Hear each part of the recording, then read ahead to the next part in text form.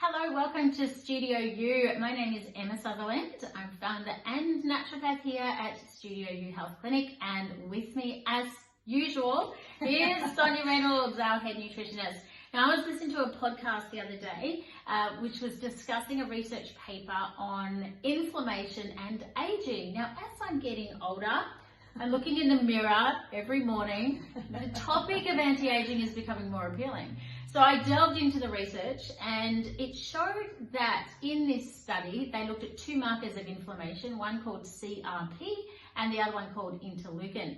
And interleukin 6, sorry. And it showed that omega-3 fish oils and specific probiotics reduce the levels of both of those inflammatory markers.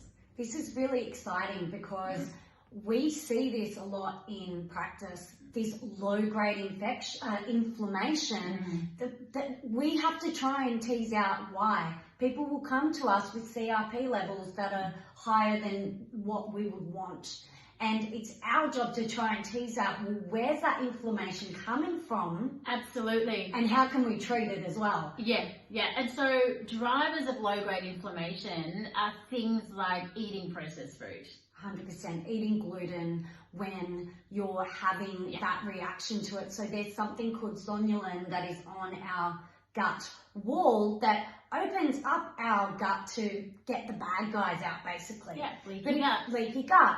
But if you're eating that all of the time, you're having this open all the time. So therefore there's that low-grade inflammation picture. Yeah, absolutely. And look, stress and gluten are the two things that increase zonulin more than anything else. And when we're talking about low-grade inflammation, I think it's important to realize that you're not going to wake up and feel in pain or achy. You're not even going to realize that you have this low-grade inflammation. And there's something called meta-inflammation, which is another word for this low-grade inflammation. But I think those are the people that go, I never feel well. Yes. I feel cloudy. There's something wrong. I don't know what it is. Yeah. And then when we do their bloods or they bring in their blood tests with them, there's that inflammation picture there.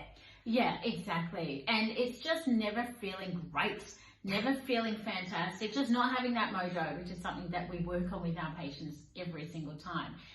What else can cause inflammation, that low-grade inflammation? I think we have to think about our environment as well. Totally. So things like mould in their house, that from running water and dampness, I would definitely think about if you're living on a main road and pollution and potentially you're not able to, I live just near a main road too. Yeah. So thinking about our environment as well, it's how our body deals with that environment as well. Yeah, absolutely. And this maybe is another video we can do about how to offset or start to mitigate the effects of, for example, living on a main road. Because we live in a big city, we can't live in a bubble. But inflammation is ubiquitous, it's everywhere. It's very hard for us not to be influenced by our genes and our environment to be pro-inflammatory and to have this underlying chronic inflammation. Yeah. So if you would like to know more about inflammation or have any questions, please get in touch and we would love to help you. Thanks.